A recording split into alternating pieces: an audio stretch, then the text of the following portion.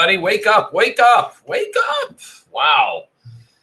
Paint dry market today. I'll tell you that. It was a little exciting this morning. Could have been a little treacherous, but markets held weekly pivot for those that were in the live trading room. About the only thing that was positive was the pullback on Labu at the little upside off of the benchmark level, which is kind of interesting. Other than that, it is June 8th. It's 4:30, so it's our monthly PUG meeting. Welcome, everybody. Thank you for joining me. Didn't get a lot of questions for this particular week, so if someone had a specific question, you want to type it in the room right now, go for it. We do have some questions, so I'll get to those, and then which means it's either going to be a short event or a long explanation. So with that said, we certainly are in interesting times, that's for sure, and we know something's going to happen because the one thing that's constant is change. There's always change. And that's why I like to do the PUG meetings on a monthly basis. It's not just reserved for thinkorswim or TradeStation, but also HGSI or even TradeNavigator. So we don't discriminate. We use them all. So if it's got anything to do with our indicators on any platform, we're here for you to discuss what's the best way to get a good use out of it. And then it's also a good idea to say, well, what's working and what's not, right? So that therefore we're better prepared of maybe when to stay more on the sidelines and be less aggressive in our trading, and when to kind of take a back seat and wait for things to happen a bit. That's part of the job sometimes, waiting. Before we begin, please take a moment to read the disclosure. Trading involves risk and loss. And so with that said, let's get right into our little presentation today. All right, so I'm going to go with the first question. Actually, there's a couple of them. So the first question is on scans on TradeStation. I have two questions for John regarding the scans on TS. So I'd like to know how I can scan for the Russell and NASDAQ 100. Well, that's really easy. So I will go up to File. You go to Workspace and open your workspace. In this case, we want to obviously open up our scanner. This was fairly straightforward. All right, so if you want to customize a scan and you want to say, how many did we generate any PPS sell signals? So sell signal number 4, and we broke it down with buy signals, high close dojis, monthly, weekly. I created that myself, and then sell signals. So let's say you want to go with just a plain old sell signal. What do you do? It's simple. Go to Customize. And this box will come up here. By the way, this is the same. You just hit Customize, and it's the same box. You can schedule to run the scan daily, at what time, automatically if you want, or you can do it manually. Go up to Symbol Universe. So there is where we get the symbol universe. So we're going to uncheck these boxes and select the symbol list or custom symbols to include universe. Drop it down. So we have with TradeStation, if you want the Qs, NASDAQ 100, you have to go just open up some of these and go to Indexes and Popular Indexes, I believe it is. And you have Common Indexes, S&P Index, Industry Groups, and you can find almost everything you want to do. Unfortunately for TradeStation, they list and use Reuters. And Reuters isn't that bad. I think, if I'm not mistaken, Reuters bought Tom Dorsey's list out, I think it was. So it was kind of it's not one of the, it's not like HGSI where they really do a great job of the sector listings. So if you want Russell, you really got to go with the selection of, and then choose what you want. All nice, all NASDAQ, and all S&P, and that'll break it down for you. The better aspect is, and I'm going to bring in thinkorswim, because thinkorswim, if you have like just buy signals, and we'll do it for all the, or I'll do it for these two here. If you go to scan, and that's easy to do, scan in Russell, and you can go to, I don't know, type in under alphabetically your category, and you're looking for Russell 1000, 2000, 3000, NASDAQ 100, and then you can kind of narrow it down for what you want there. The Russell, I think I just shared that with you, was Russell was up here. There you go, Russell 2000. So if you want the Qs, 100, Russell, nice, NYSE. This, unfortunately, with thinkorswim, as I just wanted everyone to understand, is for PPS buys and PPS sells. How do you find it? Go to license studies and PPS sell for sell signals. So just being curious, let's find out if we generated any new fresh daily sell signals today, which is Tuesday, June 8th. So we're going to go to license study, sell signals, change this to, well, we'll start with the Russell and see what happens. Or did I say I was going to do the NYSE? What did I say? Let's try S&P 500 first, and then run a scan. And then why I'm doing this is because I'm gonna compare how many PPS sell signals were generated today in the S&P 500, and then let's go over to TradeStation real quick and customize, and just a PPS sell signal. So sell signal number 4 is just a PPS sell signal. So if you highlight over, and there's S&P 500, and hit OK, and you'll see sell signal. That's just PPS, no signals, no filters, no nothing. And we can run that real quick or slow, depends. It's after the market closed, so this shouldn't be a real big issue. Or maybe it is. It's running. It's taking a little too much time. Perfect. Great. That's how you would, there we go. It's kicking in the high gear there. There we go. So that's kind of interesting. The semiconductors, Lam Research, we applied materials. Southern is a rail company. Amarin is a utility company. Not a lot of new fresh daily sell signals today in the S&P 500. So let's see how that compares side by side.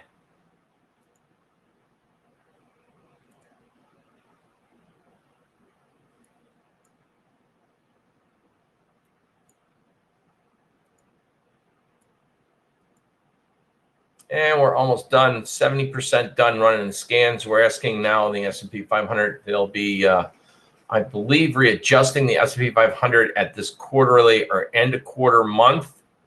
When they readjust, somebody's going, somebody's coming. I don't have that list in front of me right this second, but there will be some adjustments on the S&P 500.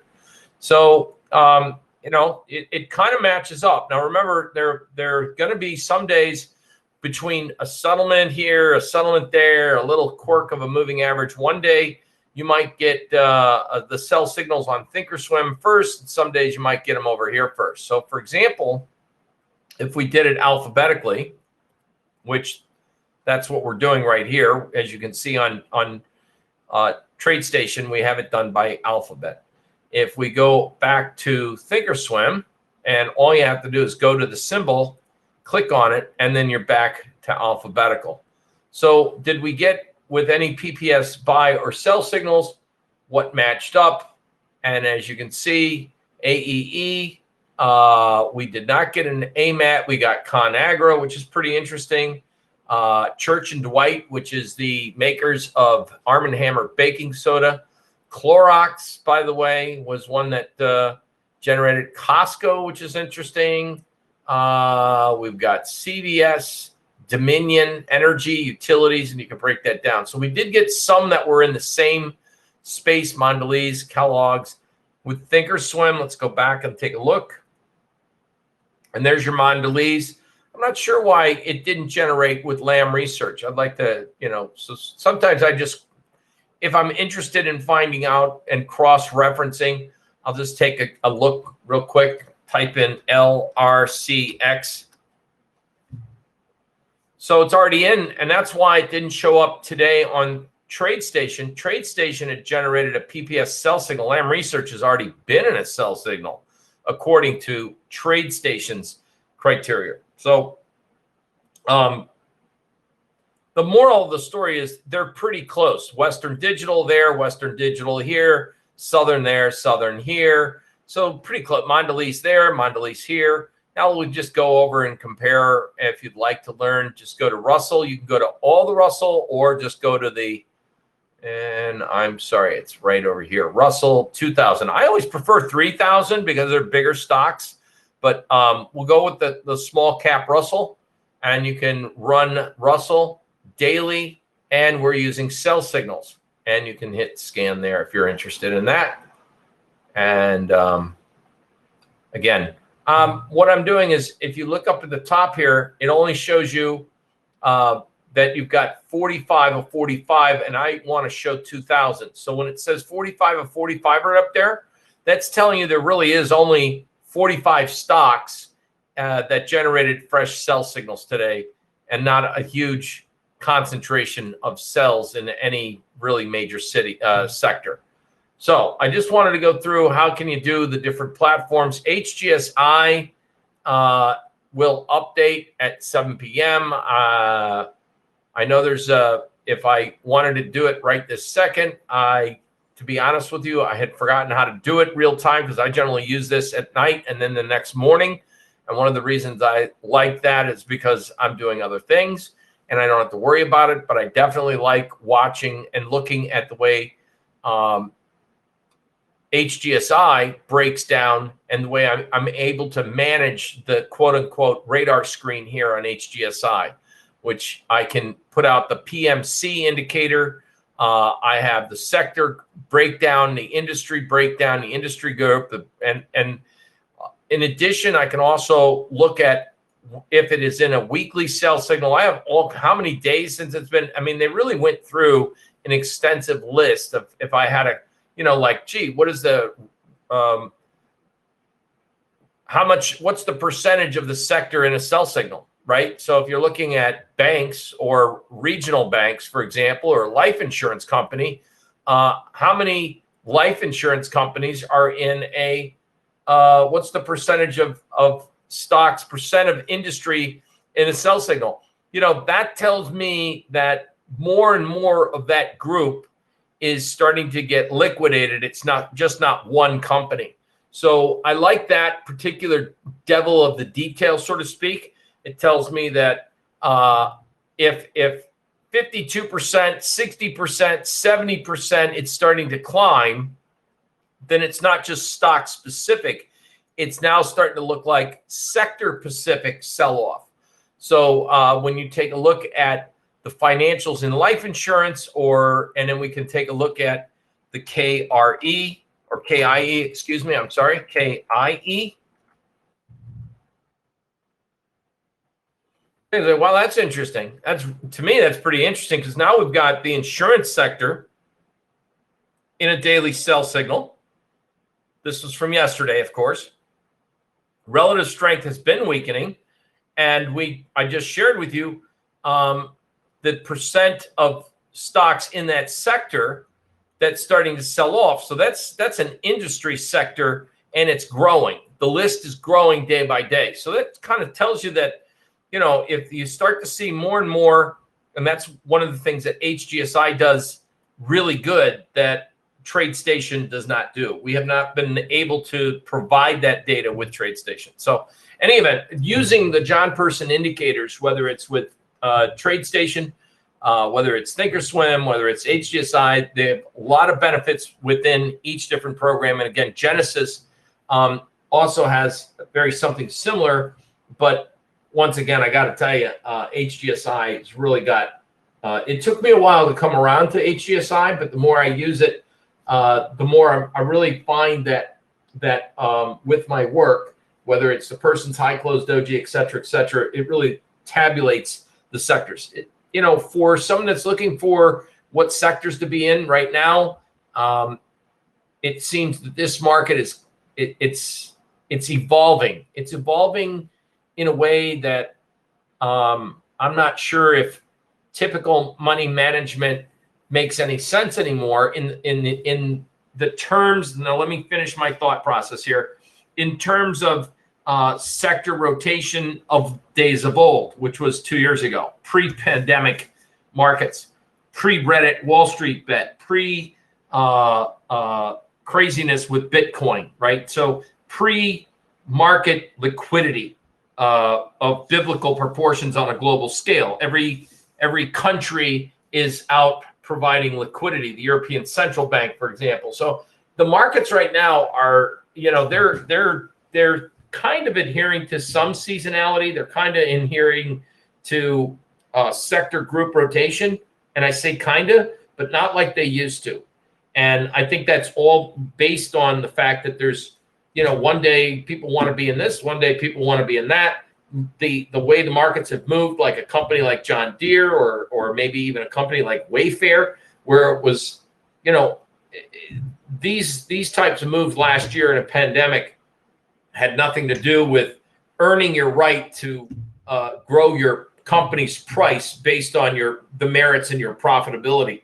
I mean, obviously that would be the case with an example with AMC and again, GameStop, GME. So my point being is, while the scans are great and we've picked up a lot of good opportunities in the market this year, it not much beats ganging up on a short hedge fund and just running the market up like this in GameStop.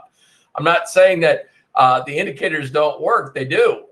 It's just it's kind of a crazy idea to put any kind of serious money to work in something that could be a whim.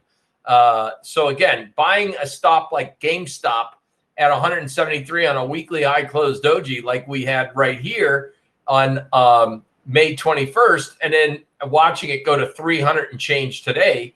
I mean, it's nice to see the indicator work like that, but I mean, did you really want to buy 10,000 shares up in here? I mean, options, I guess, is another aspect. So running scans is great to find out where your opportunities lie, and running scans with my work, whether it's on TradeStation, whether it's on thinkorswim, whether it's on Genesis or HGSI, is good to find out if there's a concentrated effort within the sector or group of fresh buys or fresh sells. So if we start to see, as I've taught in the past, where you get maybe Monday, 3 or 4 utility companies up. Okay, great. Tuesday, 3 or 4 others. Wednesday, 3 or 4 others. Then Thursday, you get like more upside out of the ones that were bought. It tends to be institutions, and everyone's kind of getting into that space. So running scans, and the more you find the percent of stocks in that industry group are getting accumulation, that shows that it's not just a few retail speculators ganging up on a particular stock. There's substance behind the sector getting bought up. And the opposite is true for selling off. Like we just noticed, as I was just sharing with you, for example, in the insurance group. So that's what I use the scans for, obviously, to find the condition of the market, but also how you can look for and break it down. The other question was, how can I adjust the font size on the scan results? That's a great question, and I know the answer. It's been a while since I've done it. I think it's in right-click settings window, and you want to go to displayed values, and you go to select your font.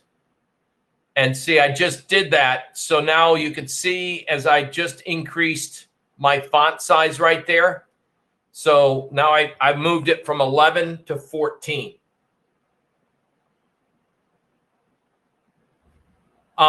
So Ben, is there a good way to gauge the rate of change and implied volatility like Gamma does for Delta? And that's more of an options strategy.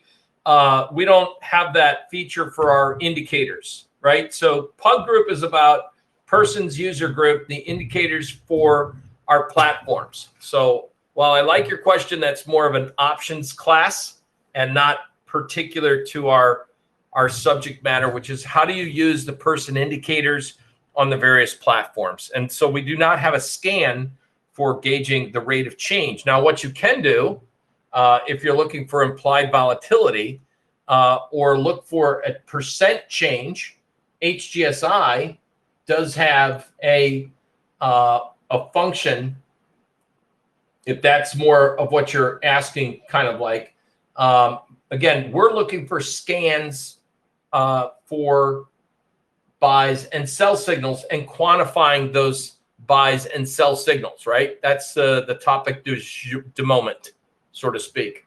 And basically, when you go through and you look at your, whether you're looking at a sell signal, what we wanted to look at was comparing if you're getting a sell signal, what's your rate of change? And you could say your last close measuring the last close net and what the percent change is, or the close, the net change, excuse me, what the net change is. So if you're looking for like, wow, here's a stock Goodyear tire, and had a pretty significant last close net change, consumer discussion, I don't know, in auto parts, and it's the relative strength via the S&P 500 is lagging. If you're looking to buy a dip and you're looking, and that's where we would use, rather than looking at, like, say, the rate of change, was there a big movement?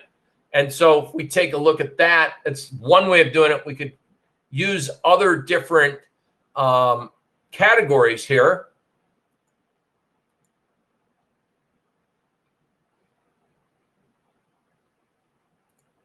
And we can create a view, and we can go over here and edit. And I can kind of do a lot of different things. I can use all types of filters within not just my work, but I'm sure I haven't looked at some of these other functions in here, but volume scans can be added, demand, supply. And again, I don't really study someone else's work, but if you're asking of, can I see what the market did? And I think in the rate of change, and one of the first things that you could do is take a look at some of those functions and add them and drop them in the box. And that's one of the things that this particular company, HGSI, does. It allows you to look at various pre-programmed criterias. So did the market close below a 50-day moving average? Did it close below the 10-day average volume? You can create those types of criterias in HGSI. It's kind of stagnant of what you're allowed to do on thinkorswim. If that's another aspect, let's take a look at thinkorswim real quick. So we've done this before, where if you're looking, rather than the rate of change, like implied volatility, you could take a look at and add a function. Let's go to add a filter here. And go to a stock, I believe it is. And here you go. I want to add the choices. So do you want to go with a volume? You could look at volume difference, for example, if that is kind of getting into your question. So is there an implied volatility scan per se? Not in the stock itself. And we're not scanning for options, and I didn't create something, so therefore it wouldn't be applicable for John Person's user group. But I was just trying to explain that. Can one create something? Yes. Is it already done? In HGSI, they have a function in there on with volume that you can input, and a rate of change of volume, which is kind of interesting. It's not quite your implied volatility, but what is implied volatility about? The expectation of price change, and what brings that about? People's outlying ideas based on bids and asks. So therefore, implied volatility changes because there's an expected event that's going to create a change in the price, and therefore it might show up in volume. I mean, that's the logic. I hope I answered your question. I didn't want to be, what's the word I like to use sometimes? Not evasive, but I wanted to answer the question to a degree, but I do not have an indicator for measuring the rate of change in implied volatility. Anyway, so, but I wanted to leave you with something that maybe might be helpful for you, and I hope I did that. So you can go and look at and add a function. Even in thinkorswim, it's pretty easy to add a function, and that's what we would be doing. So I'm looking for sell signals, and you can go to, if I'm not mistaken,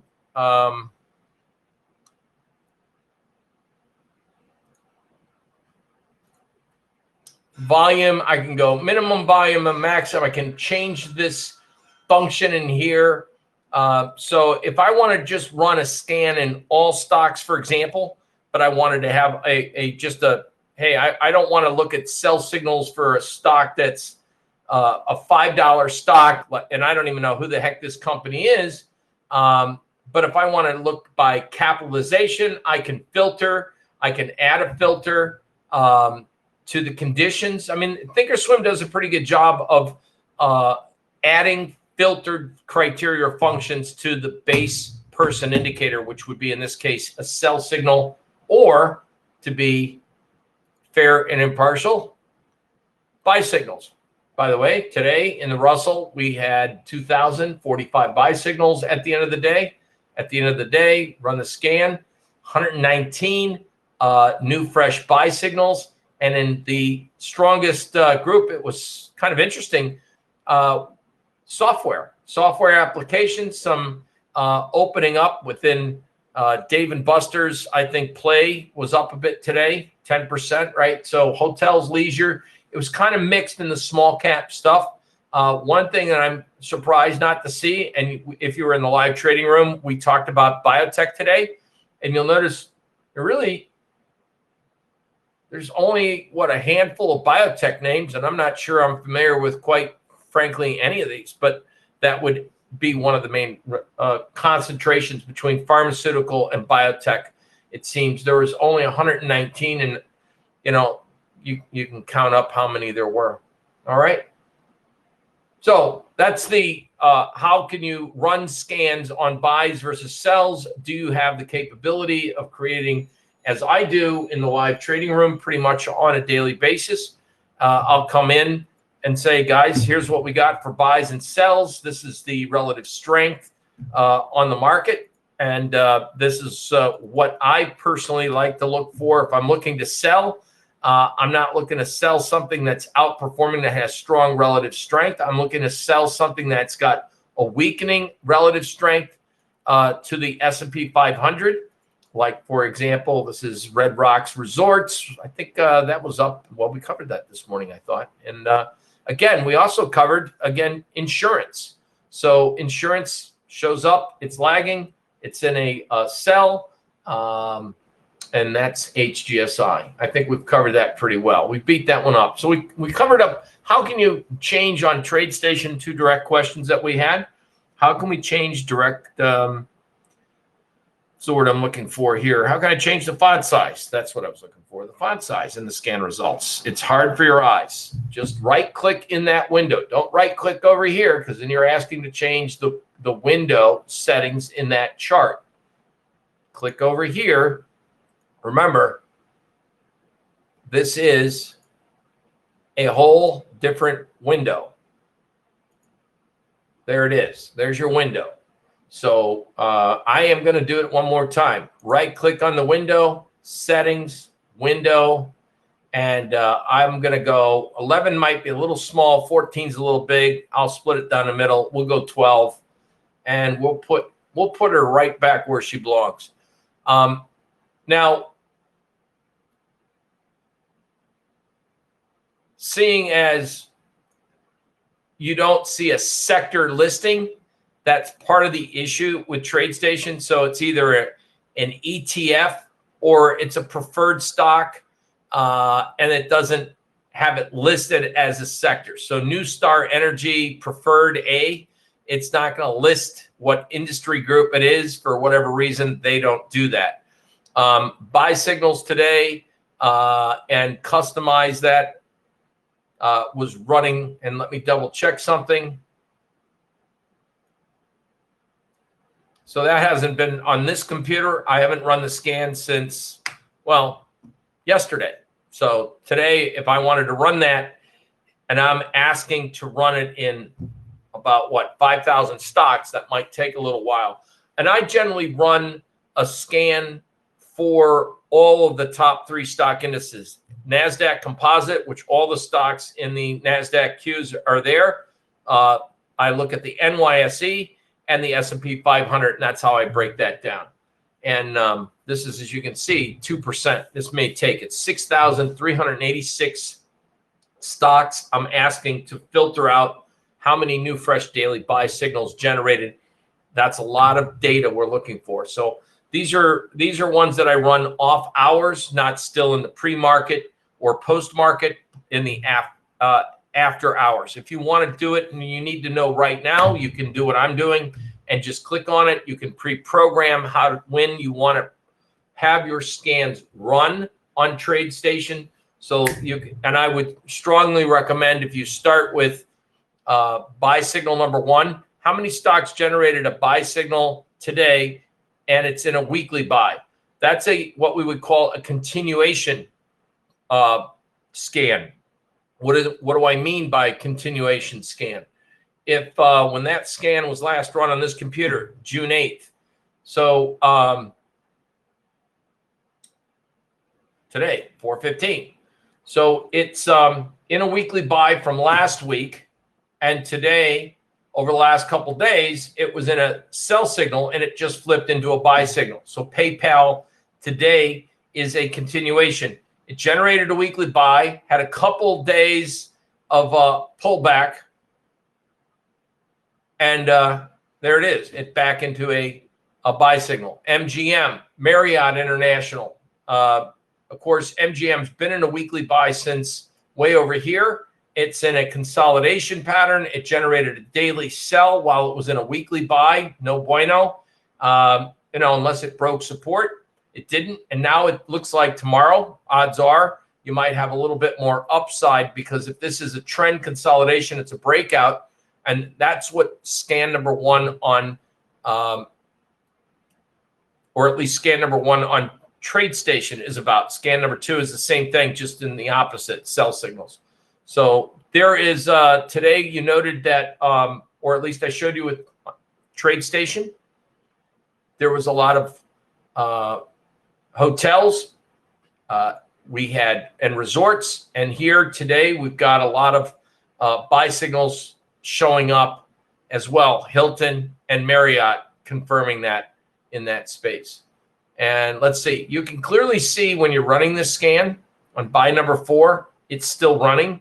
If you click on the scan again, it'll tell you how much time is left. So if you're in a hurry, you know how to do that. So with the John Person indicators and looking at, and I think it was a good subject matter about scans, and it's a matter of, what did we break down since we're on the subject of scans? Buy or sell is just a continuation pattern. Higher time frame buy may have had a few days pullback, and then the daily went with the dominant trend, the higher time frame weekly, into a buy mode. Buy signal number 1. Buy signal number 2. This one in a late stage or an ongoing bull market would be hard to find. But for example, we're looking for a daily buy signal near pivot support when the weekly's in a buy mode. So it would be giving you a criteria of, and double check here. I always like to double check my work. So this won't run for a little while. The last time that ran was yesterday, if I'm not mistaken, and see how some of these worked. So a lot of the stocks like Western Digital wasn't a buy. It wasn't a weekly buy. I mean, that's been in a buy for a long time. And we would run that scan too again. Buy number 3 is just a daily buy near pivot support. Now that doesn't need to be, and that would be in a market that would be going down. Now that's an interesting one in a market that may be after a correction or during a correction. So if I'm interested in knowing, hey man, was the market in a corrective mode? And if you notice something, a lot of these stocks are in my scans. Look at the data, look at the time frame, right? They're all staggered. I don't want to run and run these scans at the same time. So if you have 7,000 stocks, 6,000 running on one, and you time them all the same time, I mean, give it 5 minutes, 10 minutes in between each scan. So stagger your time. So if I go, for example, buy signal number 5, customize, go to schedule to run it automatically, daily. If you just click here and go, say 5, click here, 45, click here, go, you can go with the up arrow or just on your keyboard, an up arrow, 5:45 p.m. daily. I want to run that scan, hit OK, and there, I've just reprogrammed that, and it's not going to be a conflict with any other scan. Sell number 5. Now, don't run the same scan or the opposite scan at the same time. Scheduled to run daily, and I would go 6:10, for example, and up arrow. And so hit OK. And now I've just reprogrammed things on this particular computer. And I'm all right with that running. Hit OK. Sell signal. And then my favorite ones that I would be running, the ones that are important to me on a day-to-day basis, if I was using this computer, I love the low close doji. I love the high close doji. And so it depends on the scans, what I want out of the scans. Low close doji, high close dojis may come before a bar or two before PPS buy and sells. So take advantage of that. If you want to do a high close doji buy signal when the weekly's in the buy, it's the same concept of a short-term daily buy when the weekly's in an uptrend. It's just maybe sometimes you're going to get a high close doji and get in the trade early as a price recognition. So the only thing you have to do is say, well, how does that work with the relative strength? How does that work with the volume analysis? If you don't have the VIP package, no problem. You have the on-balance volume and you have your higher time frame weekly to visually say, yeah, was there some decent participation in the volume? And as many of you are quite aware, I use the longer term analysis on the monthlies. So, I mean, this is a pretty insanely complete package to run scans of pretty much anything you're looking to determine based on a John Person indicator. And that's what we try to come through and then try to help people with using the product a lot better. So once you get to know the ins and outs of the software itself. So for example, I didn't create TradeStation, so changing their font is more of a function of knowing TradeStation. But a simple question to simple answer, and it's easy. We're done. We're good. Make sure you just right-click on that window, hit Settings, and then hit Window. Change what you want out of the window. If you want to change the color on things and you don't like white, you don't like the headings, you don't like the grid, you don't like any color that we've pre-programmed, you don't like the black, change it, knock yourself out. You can do anything you want to a limit, of course. So that's the ins and out. Now on the radar screen, so this is actually rather than waiting for a scan, this is where I get information before the close.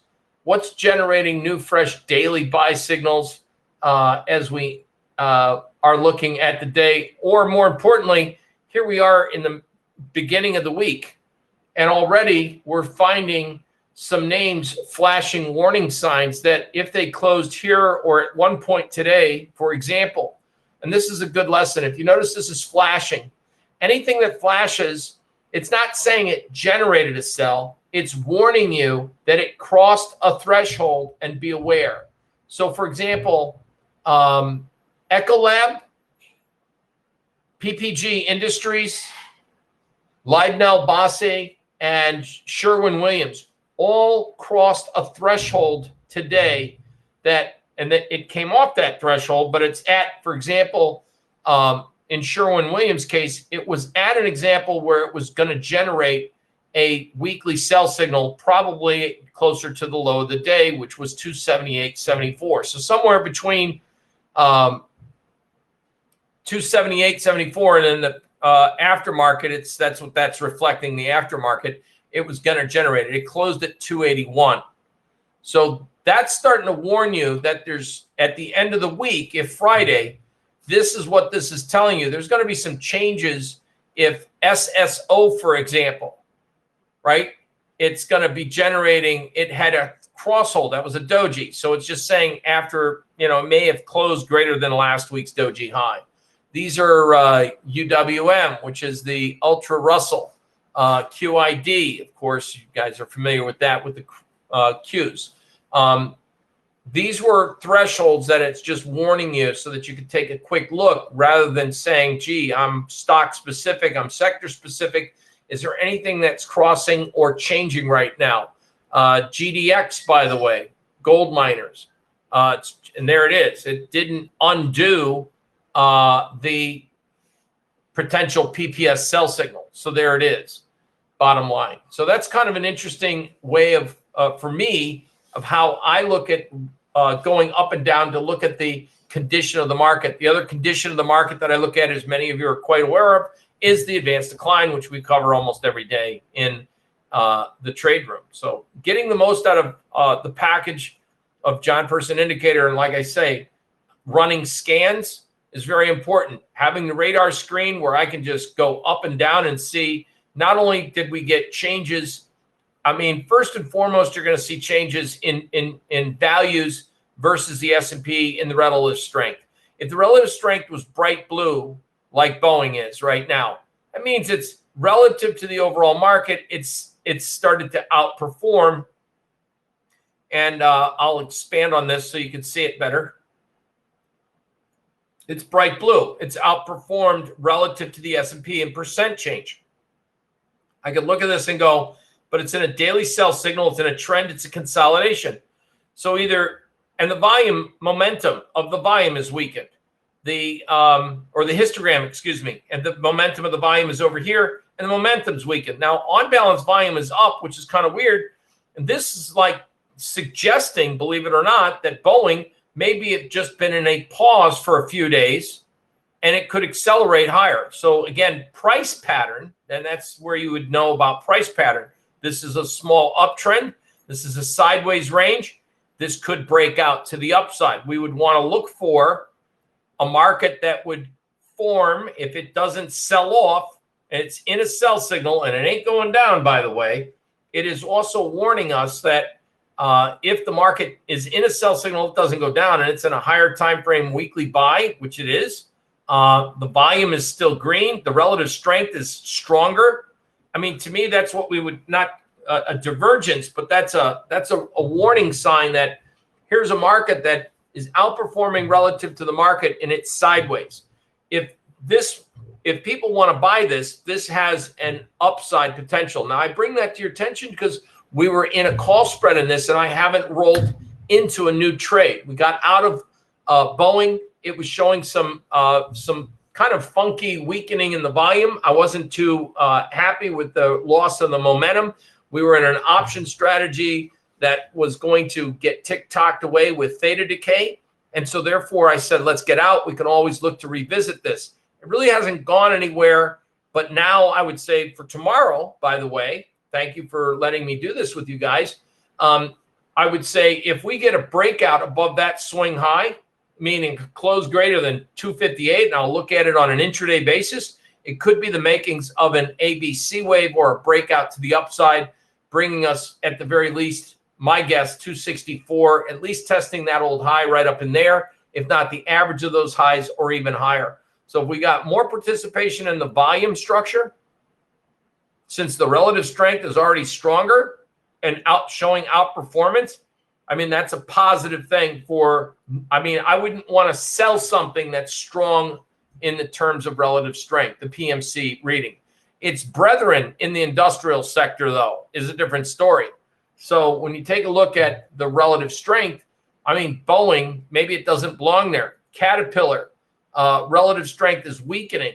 It's starting to form a low close doji and a PPS sell signal. This is Cummings. This is CXX Rails. A lot of these stocks are also below their monthly opening range. You can see that. If the market was very strong, you would see an uptrend, not a downtrend. These are in weekly sell modes as it is. FedEx, for example, another one. So anything that's weakening with the relative strength, that's the first column that I personally look at. That's why we line that up. Then I want to know what the daily, and again, it like cascades. You're going to start from a 60-minute sell, start somewhere, then maybe a daily sell, then you're going to go into flipping into a higher degree time frame, weekly sell signal. And this tells me, should I be buying the dip or should I be just letting it go? Meaning maybe there's more downside coming. So the radar screen kind of tells me in real time what the scanner will do after the close. So we just ran, if I'm not mistaken,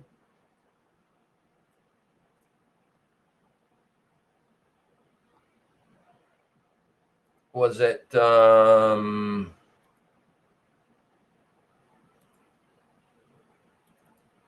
buy signal number 4 we just ran, right? That's what we just ran. So it finally took this time. So here we have just unfiltered buy signal, CHRW, which is CH Robinson Logistics. This has been in a weekly sell signal. It's in one of the transportation, a lot of these transportation stocks, all except Hawaiian Air. I mean, United Airlines.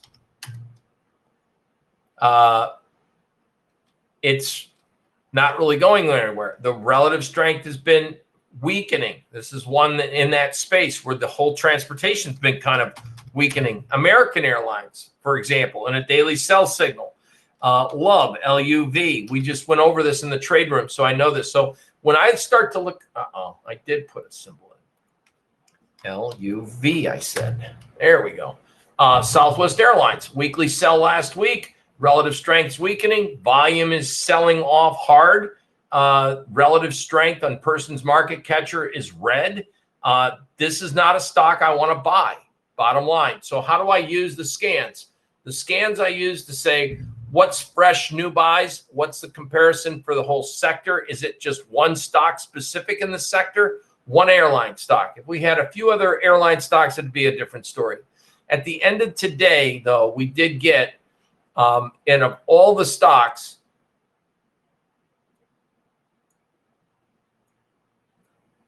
$430 buy signals. So how does that compare to sell signal number 4? Now let's go to customize and make sure that we're comparing an apple to an apple. Now that I'm only looking at S&P 500. So if I wanted to compare an apple to an apple, if I ran buy signals in all of these 3 stock indices, you want to make sure when you run that scan that you're running sell signals in all those 3 top stock indices. Because if you're not, then you're getting false information. And the false information is, hey, I got 400 buy signals. Yeah, but you ran it in 6,000 stocks. You only ran it for 500 stocks. So if you got 400 buy signals for 6,000 stocks and you only got 50 stocks for sell signals, but you only ran at the S&P 500, you have false information in that regards. So I will tell you the downside of one of the downsides of TradeStation. I mean, I'm here to tell you the good news and the bad news. You're my clients, you're my friends. I have to look out for you. When it comes to TradeStation, the one in the scans, the one problem they have is they do not list the stocks. Let's see, it's not the greatest way of listing the stocks, right? So I mean, they don't give you the subsector or industry group. Like Dollar Tree it's in services. To me, services is not Dollar Tree. It's a retail store. Darden Restaurants, a restaurant group. It's not services. Best Buy electronic outlet, store, not a services. Williams Sonoma. I guess they're services. Planet Fitness. It's not, Urban Outfitters is retail apparel. So this does people kind of a disservice. I mean, it's great to find out what the stocks are, but let's face it, services, that's a very wide sector name. And they just don't do a great job, no matter how many emails that I've asked. If you could just maybe do a better job at listing. Mohawk Industry is not a consumer cyclical. I guess it is if you're a lazy guy and you didn't want to program what it correctly is. Haynes Brand, Fruit of the Loom, that's not consumer cyclical, right? If Haynes Brand's consumer cyclical, PVH is also a conglomerate apparel company, not consumer cyclical. Anyway, so I'm just telling you the good and the bad. It's kind of hard to understand using TradeStation in that regard, what the breakdown is, and I hate to say bad news or point out the negatives, but the bottom line is TradeStation never has done a great job in breaking down. Now we understand financials, but is it a REIT? Is it a bank? Is it an insurance? What is it? Right? So therefore, financials it's a big word. Healthcare is a big word. The takeaway is after today, we did generate a few daily buy signals, which was kind of strange. We're still running the sell signal. We're only 23%. So maybe tomorrow we'll see where that all ends up. At the end of the day, that's where I also like to combine my work with the advanced decline analysis. And when we look at the S&P 500, we're pressing a new high against the market. We haven't confirmed a new high with the advanced decline cumulative ratio line. In fact, it's just teetering at a new high. This might take a couple more days. If it does break down after a new high test, that's not too positive. Now, this is a tough one. This is on balance volume. I'll teach you my interpretation there. You have almost a new high in the market relative with no follow-through buying in volume. One of two things will happen. Volume's either going to pick up and people are going to say, I'm not afraid of buying a new all-time high, or price will back down because, again, it's not a very strong rally. It's not in good hands. This is the Mcclellan Oscillator. This is a modified Mcclellan Oscillator because the Mcclellan Oscillator was based off data from the NYSE. We modified, if you look at the extreme values, it's measured by over 30 or 50 in this case, upside max 50. Downside is, I believe you can expand it, but it's not going to show you like with the NYSE where it could run up to 300. Why? Because the S&P 500 doesn't have 1,900 stocks or 1,875 stocks that the NYSE has. So we modified the program of Sherman McClellan and applied it with the data from the S&P 500. And I like the concept of using a leading indicator. And with the leading indicator of Mcclellan Oscillator, not to give a life lesson on the Mcclellan Oscillator, but if I could talk to Ben a little bit about the implied volatility, and then I can kind of share a little bit about the Mcclellan Oscillator, right? So with that said, the theory is there's multiple things that you can get out of the Mcclellan Oscillator. Extreme readings overbought, extreme readings oversold, zero line crossover breakdowns, zero line breakups, divergences, market makes new high, and over time you get weakening structure, or the opposite is true to the upside. And the other one is one of my favorites. It's zero line rejects, meaning the market, if it comes down to the zero line and it supports the zero line and it doesn't cross over multiple times, you generally get bounces off of that line. So the Mcclellan Oscillator is reflective of using the advanced decline cumulative ratio, or the breakdown of advances versus decliner, using a moving average function in an oscillating fashion. So there's several things. Some people love it. It's a leading indicator, and some people hate it because it's too leading and it can change. So if you have the idea that the market is in a weakening condition, here we have a market that is up near highs, and the Mclean Oscillator is still negative below the zero line. That's a weakening condition. So the question begs, it can do one of two things.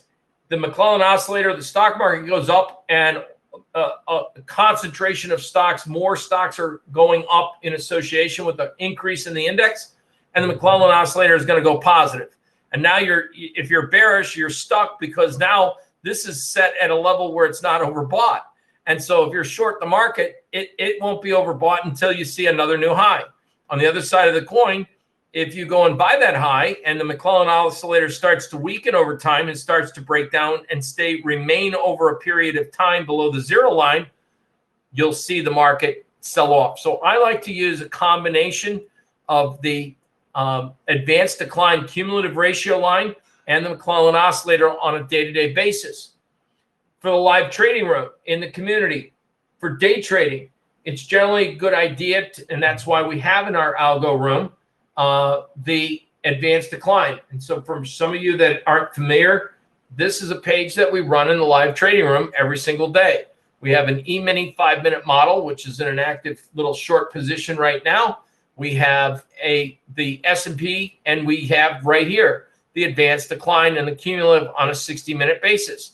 The importance there is if the advanced decline is weakening, it makes it a little bit hard for me when weakening means below 250 is neutral. If there's 506 stocks and you're at 250, half the stock market is up and half the stock market's down, right? That's kind of neutral. When you start to break down below 200, 180, 170, that means you have more stocks down than up. And I'm not in the belief that we should be looking at buying dips in that environment. So in my humble opinion, if you're looking for staying on the right side or giving an edge to the market, these are tools that are non-correlated but are logically intertwined with each other. And that's why we've put them together like this. And more importantly, why they're, relative strength for comparing a stock to an individual index and then trading indexes. Listen, a lot of people like, years ago, people were teaching how to use the tick and the trend, and that's great. But that data is fairly skewed because it's based off with the tick, Richard Arms, the Arms index is based off, again, the NYSE. And we're not trading the NYSE. We're trading a very specific market environment. That's why when I say specific market environment, we have the NASDAQ, we have the Russell, we have even the Dow, the Qs. So I broke it down by saying if I'm focusing on the S&P 500, I want to know everything about the S&P 500. What's the advanced decline ratio on the advanced decline? Granted, NYSE, they're related, but they're not exact. So like, for example, today, the SPYs didn't move. The Russell broke out. The Russell is now entering a period of Mclean Oscillator. The advanced decline has been going up. The volume been going up. And that's why we ain't looking at the short side of the Russell. And if you take a look, what's been running the Russell has been small cap biotech, which is why we focused on Labu in the room today. And in addition, if you take a look at this, you've got good volume structure coming in on the Russell. Now, what does it do at this high? It'll be a different story. But we do have follow through on the cumulative advanced decline and made a new high. Now, that's a subtle little nuance. But by the way, it ain't the same as the S&P 500, and it's not the same as the Qs today. The NASDAQ actually lost cumulative ratio of its advanced decline, fell. So if you want to know what sector be in, if the Russell is rallying, is it rallying on an appreciative, more stocks up in that index? So it's an index-specific indicator.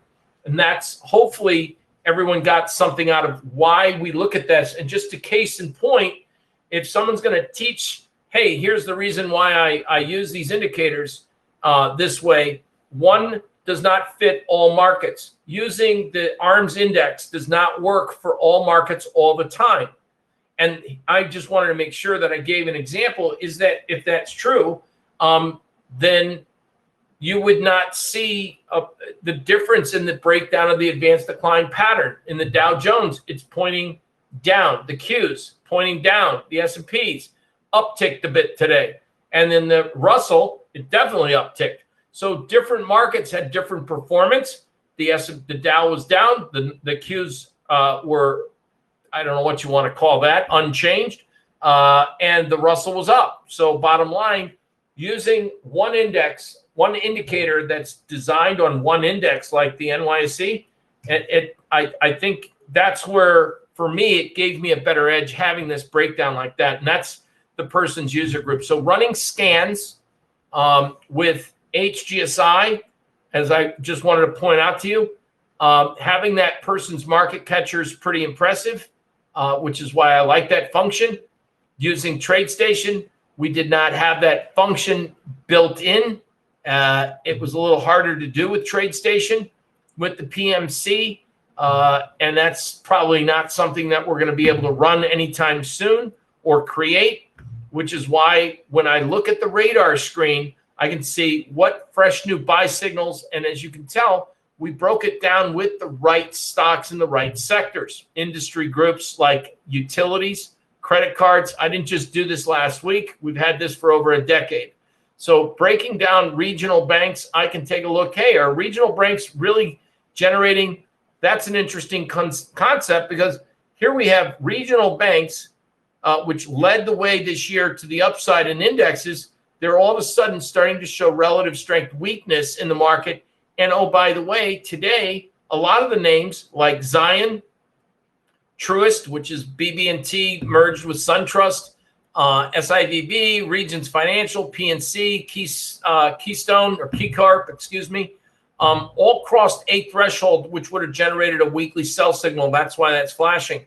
With red lagging indicator, I'm not saying you can't buy a dip. I would say I would prefer to buy a dip in a stock that is outperforming relative to the S&P 500. Anyway, that's how I look at have created this, and how I look at it and use it myself, and how I teach it and use it in a live trading room. So that about concludes today. I went 3 minutes over explaining the various programs. I was hoping that we would get the results in just a second here for today's scan results, because that seemed to have been the topic du jour. Thank you very much for the question. It set us off for, looking at a concentration. I just wanted to say that this year, and here we go, how many new sell signals were generated comparing an apple to an apple? Now, did you notice what I just did? I just messed everything up. Right click, hit columns, and then we have description, volume, move it down, sector group, and I can put it all back together. There we go. So if we take a gander here, we had a total of buy signals was 400 something, if I'm not mistaken. 432 sell signals today.